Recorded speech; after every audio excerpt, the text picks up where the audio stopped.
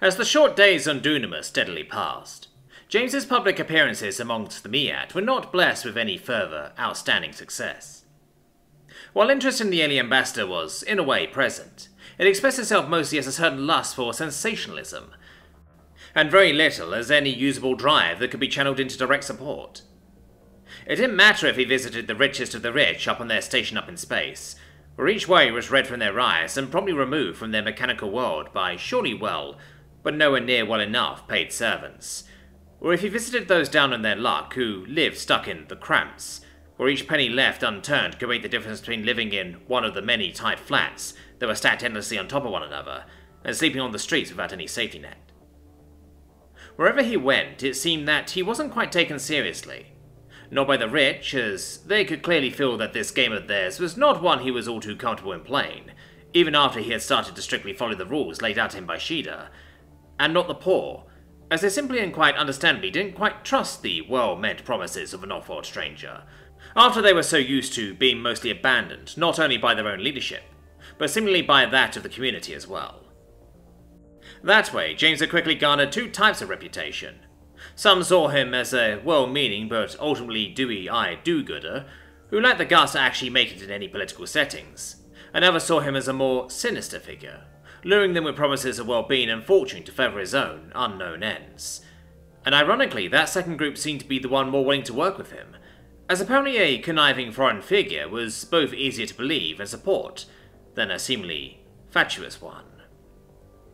But even then, still, there was always the air of something holding the people back, even those who seemed inclined to at least shoot their shot with the stranger back.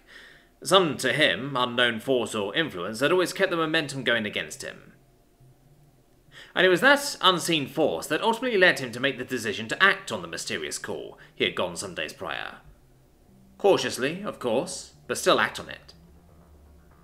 After the mysterious caller had made contact with him once again, he agreed to, at first, send a group of representatives, in the form of some of the soldiers that were accompanying him, to inspect their self-proclaimed ally and the area they invited him to before he himself would take the risk to personally meet with him.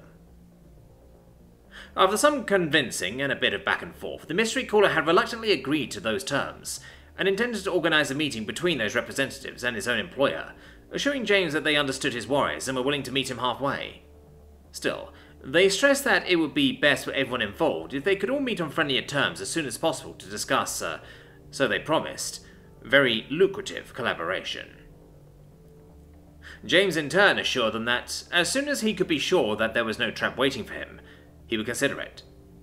And so he assembled his troops, splitting half of his guard team off to meet with his self-proclaimed benefactor, while the other half would stay back to guard him and Shida. At least, that was what they pretended to do. Because, unbeknownst to both the strange voice on the phone and its employer, James had no intentions of just staying back while he sent out someone else to do his job for him. And, using the fact that both humans and Miat were able to stay anonymous quite easily, given the kind of equipment they were carrying with them, he would mix in with the soldiers, accompanying them to see for himself what this strange figure and or organisation calling on him there was all about, leaving someone else back to pose as them in the meantime. Risky? Possibly. But likely not that much more than it was to stay back with his protection cut in half. If they wanted to lure him out personally, it was unlikely that they would try to attack the representatives he sent out to check if everything was safe. And if they wanted to ambush him while he was less protected than usual, they would come up short as they wouldn't find him where they expected him. It was a gamble, for sure, but one that mostly everyone agreed was probably worth taking. It wasn't like many of them hadn't been in even riskier situations together before.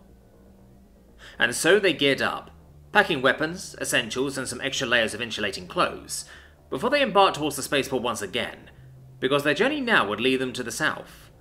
Far to the south.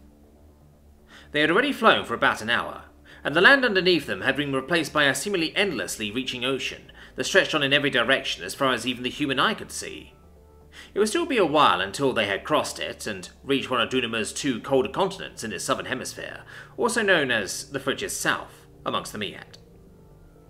The colder continents, while technically habitable for Miat with the right precautions taken, were generally uninhabited, with only the few odd exceptions that were focused down there for one reason or another. One of whom was, apparently, their mystery contact.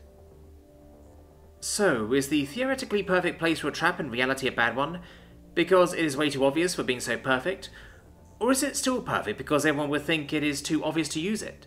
She'd asked, while casually popping one of the many pills she had recently brought to help with her current heat.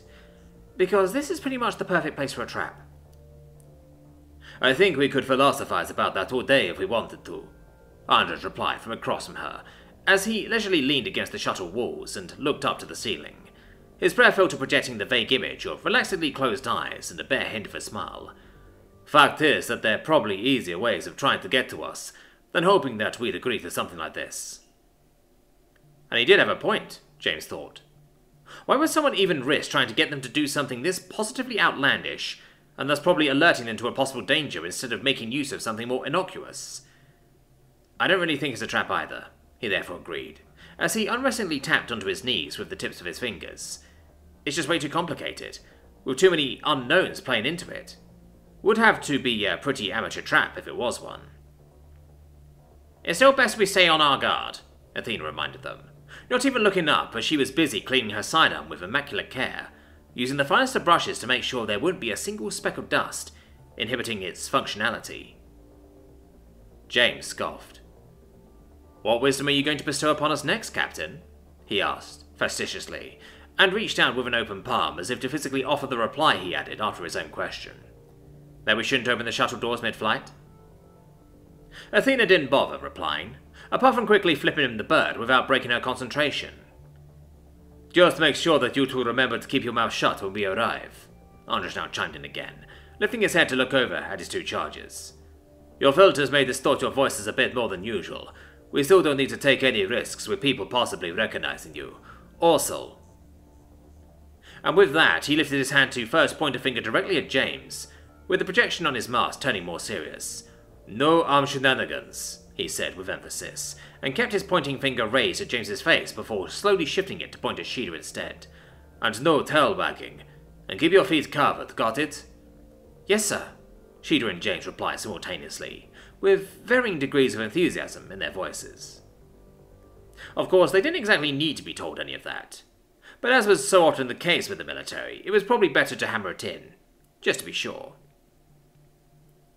Thanks to modern technology, the distance between stars had become traversable, and therefore the time it took to cross half a planet was also far from what it used to be. Soon they had arrived at their destination, being guided to its exact predetermined coordinates by the shuttle system. James didn't know what was going on in the pilot's cabin, but the way that the shuttle seemingly started to circle for a bit made him suspect that they were either looking for a place to land, or that some sort of tower had made contact and they were now waiting for permission to land to be granted to them. Maybe even both. Who knew? Whatever was holding them up, it didn't last too long, and soon the message came through that they were now going to descend and that all passengers should prepare for landing. Soon they could feel the shuttle gently touch down, and shortly after that the engines ceased their roaring. Everyone got up from their seats. Meanwhile, the door to the pilot's cabin opened, with Tuya and Admir stepping out to meet up with them, while leaving the actual pilot of their vessel behind to wait for their return, and stay in contact with the people they left back at the hotel.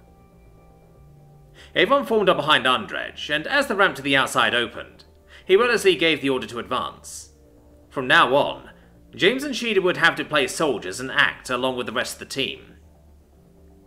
Immediately, a wave of cool air blew against them as they stepped outside, and James couldn't help but think that it was way less cold than he had expected. After hearing of the frigid south, he had prepared himself for negative degrees, snow and ice. However, now that he felt it himself, the temperature was more comparable to a mild autumn day than a harsh, frigid winter. He would have almost been disappointed, if it wasn't for the mere fact of how nice the cool, fresh air felt, even as he stood completely covered up. After the barrage of constant heat that had been the last few days, with only brief reprieve whenever he could turn his hotel room's AC on, this was a very welcome change of pace. Next to him, he noticed that Sheeta apparently didn't quite have the same experience with the local temperatures that he had, as she noticeably closed up her posture as far as she could, without breaking too much of her character as a soldier. Her arms remained tightly pressed against her body, and still she seemed to slightly shiver, despite the layers of clothes she was packed into. He had to suppress his immediate urge to comfort her, keeping up his own stiff, uncaring facade. Looking around to get a picture of where they had landed, he He at first spotted little of note around them. Seemingly they had landed in a valley, somewhere in between rows of high mountains. Their surroundings were green with grass-like ground-dwelling plants and shrubs, but mostly lacked any high trees or similar vegetation. The mountainsides around them were overgrown for the most part, with rough, rocky edges sticking out every now and then. Nothing all too strange. That wasn't until he looked further down the valley, and his eyes fell upon what he could only assume was their destination. There stood a tall wall, looking like it was made of naked concrete with something like barbed wire at its top, that seemingly surrounded a large, flat building that stretched on for an indeterminable distance. Despite it most definitely being a building hailing from Dunama, with its complete and utter lack of any sharp edges or corners, it still looked quite different from any other buildings James had seen on the planet so far, because its walls were just as barren as the protected ones surrounding it. Just grey on grey, without any nuance to be found. From the looks of it, armed guards, or maybe even soldiers, were patrolling the premises, and if James wasn't mistaken, the long barrels he could see sticking out from behind the wall in some places most likely belonged to some form of anti-air. In short, they were dealing with a pretty heavily fortified area here. Was this a military base? Had they been invited by the military of all things? These would have to be questions for later, because now the armed team of humans was approached by a just as armed but slightly larger squad of Miat, who were all dressed in fittingly grey uniforms matching their workplace. The felines held them with attentively twitching ears and energetically swaying tails. It could have been a rather tense moment, but as it seemed that the humans were expected, they were simply and quickly ushered towards the walls, within which a large gate already started to open for them as they got closer. For a moment, James was starting to have some second thoughts about the wisdom in following their current plan, as he hadn't exactly expected dealing with a place this heavily fortified when he had first decided that the risk they were taking was probably manageable. However, they hadn't come unprepared, and he put trust in his old team with years more experience than he had. As they didn't seem to be any more worried than he was, he decided that he may as well see this through now. He didn't quite know if he should be further reassured or further unsettled by the fact that they weren't even asked to remove their weapons and leave them at the door. They were just allowed into this secured compound fully armed. In an attempt to further gauge the situation, he glanced over at Shida, trying to subtly read her expression to ascertain if this was something unusual. The poker face on her mask told him either nothing, or that this wasn't something unusual, depending on how he interpreted it. To ease his mind, he decided that it was probably the second option, and that she would surely warn everyone if she smelled a trap coming somewhere. Behind the gate was a flat, open and paved yard that formed an about 30 meters wide perimeter around the flat building in the middle. Quick glances to the side informed James that he had most likely been right, as the huge multi-barrel guns mounted all around the facility certainly looked like anti-air to him. Left of the building, previously unseen from the outside, were rows of garages with large, reinforced doors closing them off from the outside, making James further wonder about the kind of equipment this place possibly had at its disposal. The last thing of note in the yard was what looked like a piece of a huge tree trunk that had been cut in half, with its exposed innard showing a massive carving that depicted a clawed hand flatly stretched out over an arm with deep, seemingly still bleeding claw marks. Something was coming out of the flat hand and seemingly dropped down onto the wound by the look of it, but James couldn't quite tell what it was supposed to be, as it was coloured in a different colour than the blood. Somehow the picture was familiar, but he couldn't quite recall where he knew it from. Again, he couldn't linger in it for too long, for soon they had passed the yards and were ushered into the building through a surprisingly plain-looking door.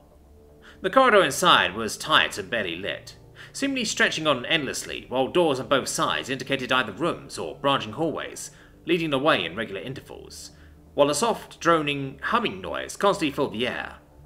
The walls again were plain grey, and the lights were white and artificial.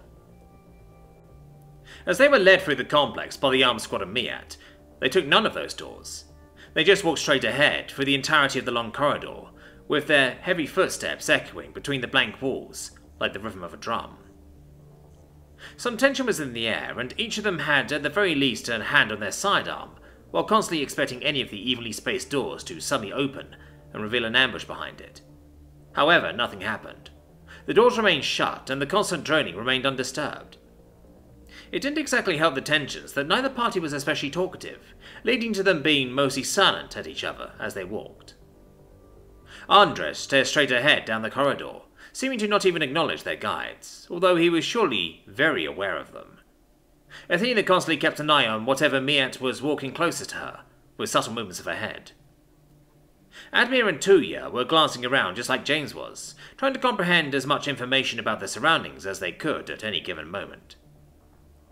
And Shida, well, Shida seemed to be glad to be back in a warmer place now, but appeared tense otherwise. James could only assume that likely had to do with her hearing being muffled by the breath filter, while they were all cramped into such a tight space. Her earlier worries about this being a trap hadn't melted away quite yet, it seemed. Finally, after many minutes of walking, an end was in sight. The corridor before them ended in a wall that was just as blank as all the others around them, and instead of continuing, the way split into a T-junction, with its two daughter corridors carrying on in different directions from where their mother had let off. By now, James was pretty glad for the tinted nature of his mask, because he was pretty sure the fluorescent lights of the dim hallways would have likely started to hurt his eyes by now, had they been directly exposed to them. Reaching the junction, the group took a right turn, and for a second James was worried that the same act would repeat itself, with them walking down another seemingly endless hallway. But fortunately, that wasn't the case. This new corridor was much shorter than the first, and it soon ended dead in a door that looked pretty different from the numerous plain ones they had seen on their way here. It was made out of wood instead of reinforced metal, and pretty high quality wood at that. Dark, reddish, and with a deep, even darker grain, along with a golden, or at least gilded, door handle. The Miat, who had taken point in their little group, took up a straight posture in front of the door with his feet tightly together. Then he took a quick, reassuring breath, before lifting his hand and loudly knocking against the wood, announcing something in their native language. A moment of silence followed. Then the door was opened from the inside. "Thank you, Theron. That will be enough," a sharp yet not unfriendly voice ordered from inside the room, in heavily accented GU. "You are dismissed." "Yes, sir," Theron immediately replied, turning on his footpads and marching away from the door, with each Miat in his squad following him as soon as he had passed them, leaving the humans and Shida to stand alone in front of the expensive-looking door. Shida's vision was blocked by the backs of the Major and the Captain standing before her, and therefore she couldn't really see what was waiting for them on the inside. However, it seemed that the two soldiers in front of her were stunned into silence for a second, meaning it had to be something that they absolutely were not expecting, if it was shocking enough for them to so openly show their befuddlements. "Come in, please," the same voice as before called out again, before adding something in a quite different, more demanding tone, this time speaking in Samoit, Dunamir's lingua franca. "Carrie, please make way for our guests. Can't you see you're in the way?" The command was swiftly followed by quick and very light footsteps, simply hurrying away from the door. The exchange had apparently given the Major enough time to get over his first confusion, and he now quickly followed the invitation, taking the lead inside the room while the rest of his team, plus Shida and James, followed after him together as one unit. The inside of the room was quite different from the hallways. It was brightly lit with warm yellow light. The barren walls were covered in sand-colored wallpaper, and the floor was decked with a thick, colourfully woven carpet. The half of the room towards the door was entirely empty, leaving a big open space that the group could now congregate in, while the half of the room opposite to the door was covered in many high file cabinets that reached all the way to the ceiling and covered almost the entirety of the room's walls on that side. The two halves of the room were separated by a large, ornate desk that was seemingly carved out of a single massive piece of dark wood and stood on two very thick legs that looked like they melted into the floor. And behind the desk, on the large, cushiony chair, sat a Miat with dark skin and even darker hair, much darker than that of Shida herself. His hair was trimmed into a practical, almost brush-like look, and shorn down all the way to a stubble around the ears. On his body, he wore a simple, yet cleanly expensive and tailor-made worker's garment, made from sturdy, artificially darkened fabric. Just a pair of pants and a jacket with wide shoulders that was closed at the front with 2 rows of large buttons. As everyone inspected him, the Miat looked back at the group with a cutting flash of glass-green eyes. However, obviously none of that was what had taken the seasoned soldiers aback so much that they had been stunned in silence for a second. No, that honor belonged not to the eyes of the clear master of this room, but instead to the many other, smaller eyes that curiously ogled at them as they had started to enter. 5 pairs of eyes by Shida's first count. all belonging to kittens of various ages that were spread throughout the room, reaching from what couldn't have been more than one Dunama-year-old all the way to one broody boy that looked like he was closing in on a uniform year of age. The others were all somewhere in between that. As kittens, their ears were much too short and their tails still much too long for their tiny bodies, almost giving them a look more akin to little monkeys than to fellow felines. Looking to her side, Sheila could see the humans carefully and seemingly unsurely studying the children, the masks on their faces projecting faces of uncertainty to the outside world. Especially James seemed to have his eyebrows raised even higher than usual. Each child had some look of wonder or awe in their eyes as the off-worlders entered in such a coordinated fashion, even the brooding one. And now they either sat or stood silent, keeping watch over the first introduction between the master of this room and these new alien arrivals. "Welcome, Guyastai," the dark-skinned Miat now greeted everyone, briefly spreading his hands apart in a quick, welcoming gesture. Although, despite the polite tone he was taking, there was a certain lack of enthusiasm behind it that didn't quite match. "Thank you for following my invitation on such a short notice." Suddenly, another, more familiar voice chimed in, and it took Shida and seemingly everyone else a moment to realize that it was coming from a small speaker that stood upright on the desk. "Yes, welcome. I'm very glad you made it here without problems." It was the mystery caller, their voices unwavering and pristine as always, but at least they sounded a lot happier about them being here than their presumed employer.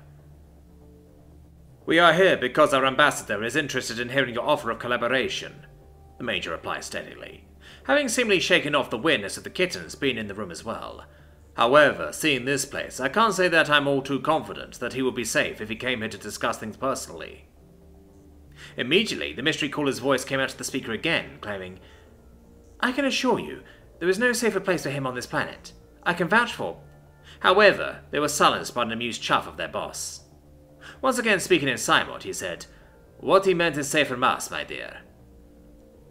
Then he turned his attention back towards the Major, seemingly trying to cut into him with his green glare. "I understand your concerns," he clarified, with a quick flick of his black ears, and his nose slightly twitched as he spoke. "However, I'm afraid that I face the problem that there is nary a place to meet that is safe outside of these walls."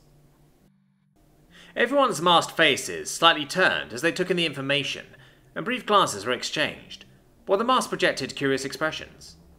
Shida imagined her own didn't look much different. Why would the world be such an unsafe place for this individual? The room once again got quiet for a moment after the Major made an acknowledging sound, and seemed to ponder something afterwards. "Before we continue, perhaps introductions are in order," the mystery voice from the speaker suddenly suggested, piercing the silence and pulling some gazes towards the device. Their employer raised an eyebrow at that, but finally concurred, pushing himself to his feet while mumbling, "Very well." He then demonstratively stepped around the massive table, basically strutting along and leisurely waving his tail around, until he finally stood in front of the Major. "I am Shada," he said, with a smirk on his face that exposed a single tooth. Now that he was standing so close, his eyes also noticeably studied all the humans and their uniform once again. Luckily, they didn't linger any longer on Shida than they did on anybody else. "You may have heard my name before. Commercials for my Communal Perno are running quite frequently given the time of the year." Shida briefly scrunched up her face in thought as she heard the odd name. Shada. That was the company producing all kinds of medication, most notably that against the symptoms of heat. Of course, Shida had therefore heard the name before. However, seeing it connected to her face now, his parents must have hated him. Then again, here was Shida talking. But what was someone with a name that big doing at a place like this? As Shada waited for an answer, and the Major cleared his throat to give just that, they were interrupted by another interjection from the speaker on the table. Shada, the hand," it said in Simwait, clearly not wanting to be understood by the off-world guest this time. Shada looked confused for a moment as his face crunched up in thought, but then understanding washed over it. "Ah, right," he said dismissively, and, as if it was a huge chore, he lifted his hand, extending it towards the Major expectantly. The Major tilted his head in surprise, but didn't wait long before reaching for the offered hand, and politely shaking it. Major Andres Kojukaru, he introduced himself professionally. Pleasure to make your acquaintance. Quickly, they let go of each other's hands again, and exchanged some more words to which Shida admittedly didn't pay too much attention, because that first interaction had been enough to remove a sort of invisible barrier that had so far kept the room divided between two very different parts. With that barrier now removed, the room suddenly became traversable to everyone, which soon made itself known with a soft bump against Shida's leg. Confused and slightly startled, since her hearing was so muffled under this damned helmet, her head shot around to look down at whatever was touching her. It was one of the kittens, looking no older than maybe 2.5 Dunama years. He stared up at her with big eyes and, like kittens, especially young ones tended to do, was obviously vying for her attention. She was just about to tell the kid to scram when she realized that she, in fact, wasn't supposed to be able to speak Siamite, and she doubted that the kid was old enough to speak GU yet, if he would ever learn it. Next she realized that she was supposed to behave like a human soldier, and despite having spent some time with humans now, she had no idea how a human soldier would react to this very specific situation. Quickly she looked around to try and gauge everyone else's reaction to this new situation. Results varied. The captain, Sam, didn't exactly seem any more amused by the sudden approach than Shida was, which wasn't helped by it being the very youngest one of the bunch that now tried to cling onto her leg. Shida could very much see the woman fight the urge to just shake it off, as she instead tried to remove the kid by less violent means. On the other side of the age spectrum, the oldest boy in the group, now less brooding and more curious, had approached the First Lieutenant Tuya and stared at her from an arm's length away, with Tuya looking back at him and seemingly sizing him up. Either that, or she tried to make him back off by aggressively looking him up and down with her masked face. Meanwhile, among the male half of the human group, reactions were a bit different. Admir had knelt down to eye level with another one of the older kids, this one a girl that had to be 6 or so, and seemingly trying to communicate with hand gestures and the projections on his mask alone, while James, well, in a movement that looked way too smooth and natural to be anything but a purely unintentional muscle memory, Shida watched James simply and immediately scoop the 5-year-old that had approached him off the floor and into his arms as soon as he had felt the first tug in his pants, holding her up on one level with his face by supporting her legs with his hand and letting her sit on his arm and lean against his shoulder. The girl seemingly needed a moment to process the sudden change in elevation, looking around herself confusedly, before her eyes fell onto James's masked face once again. And of course, the first thing she did up there was put a flat hand right in the middle of said mask. That girl specifically had a complexion not unlike Shida's, although her skin was admittedly a bit paler, while her stripes were a bit darker.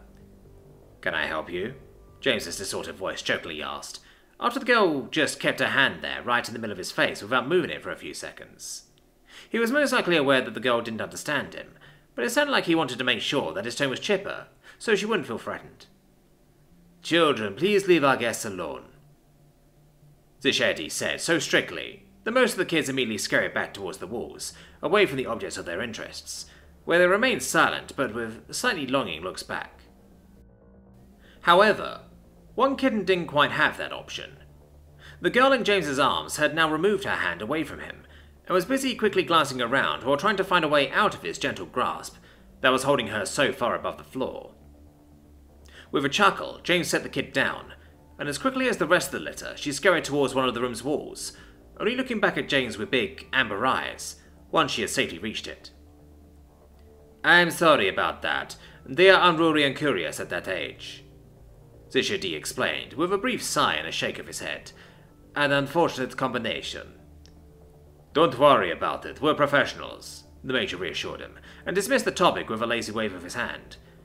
"Anyway, where were we? Right, your offer. Well, if you can't leave this place and the ambassador can't come here, both out of concerns for both of your safeties, then how about you tell me at least most of your offer, so I can carry it back to Mr. Aldwin and we can discuss how we want to proceed." Maybe, Tshirt said, scratching along his chin with a single extended claw, apparently giving the suggestion some deeper thought. However, he wouldn't quite get to finish it, because once again the voice of his keen little helper rang out from the speaker on the table. But this time it had a bit more for its boss than just friendly advice, and Shida's hair started to stand up as she heard it hesitate for the first time as it said, "But that just now was the voice of... why? Why is the ambassador here? Shadae's reaction was surely well visible from the outside, because everyone who had not understood the exchange looked at her in a mixture of surprise and looming dread. How? Shada thought. How is this possible? Of course they had been told to keep their mouths shut, but that was more in the sense of don't engage in idle chit-chat or don't prattle. It was decidedly not meant to be don't utter a single damn sentence. Yet that was all it took. One sentence and the jig was up. One sentence with a voice that even Shada didn't fully recognize under all that distortion. Yet the mystery voice had. Just who was on the other side of that speaker? Immediately, Shada's mind began to race, as she planned the best possible way out of this mess. The building was no trouble. Just straight, tight hallways. Fighting through those would be easy. But what could they do about the walls on the outside? As every one of the surrounding soldiers quietly took Shada's reaction to the exchange as enough of a reason to reach for their weapons, Zishidi's eyes darted around wildly, and gave it away that he was suddenly acutely aware of the collective firepower currently present in the room. His hair stood up on end, and his breathing noticeably accelerated as he took some steps away from the humans, before his retreat was suddenly stopped by his own desk. Letting people keep their weapons may have been a standard courtesy under conditions like these. However, it seemed that Zishadi was less than prepared for the humans to actually become hostile, or even slightly agitated. The tension in the air was palpable, and made the room seem less like a rich man's office, and more like the site of a bomb defusal. It was abundantly clear that, if worse came to worse, the humans were ready for blood. Shada wasn't so sure if the same was true for Zishadi. Suddenly, an authoritative voice ripped through the tension like a knife cutting through paper. "Get those weapons down! There are children present," James loudly ordered, his head worriedly turning in the direction of the kittens who had, short of a way to escape without having to get past the angry group of primates, cowered into one of the room's corners and were trying not to move. Of course, technically he didn't have the necessary rank to give orders to anyone in the team, especially not the people who outranked him. But in the current situation, things were a bit different, and therefore everyone lowered their weapons again, with a, to Shada, surprisingly low amount of reluctance on their part. Once that was done, James lifted his gaze towards the table. "I don't know what sort of reinforcements your friend behind the speaker is calling in, but please be so kind to call them off again," he said in a polite tone, but in an ordering manner, making it quite clear that that wasn't a request. After all, if a lethal fight did break out, the one person to not make it out alive for sure would be Zishadi, and he most likely knew that. Something told Shada that the man was quite fond of being alive, and would likely not want to trade that in for the beyond quite so soon. "No one is coming," the voice replied in a clearly relieved tone, and hearing that, Zishadi looked at the speaker almost unbelievingly. "I do not want things to escalate. I was certain you had no intentions of harming anyone unprovoked." James nodded. At first as a sign of acknowledgement, and then towards Tuya and Admir, who nodded back and immediately moved to take up positions next to the room's entrance. James looked around the room again, seeming slightly hesitant, especially as his eyes fell upon the children once more. At that moment, he took a deep breath, and seemingly made an executive decision. "Now, I believe we were introducing ourselves earlier," he said, and with that he reached up to his face, disengaging the tight lock the breath filter had on his head. The pressure released with a very slight hiss, and in a smooth motion the helmet came off of James's face. Briefly she shook out his head and reached a hand up to briefly comb through his now messy hair, before looking forwards again and offering his left hand to Zishadi. "My name is James Aldwin. I think we both have some explaining to do."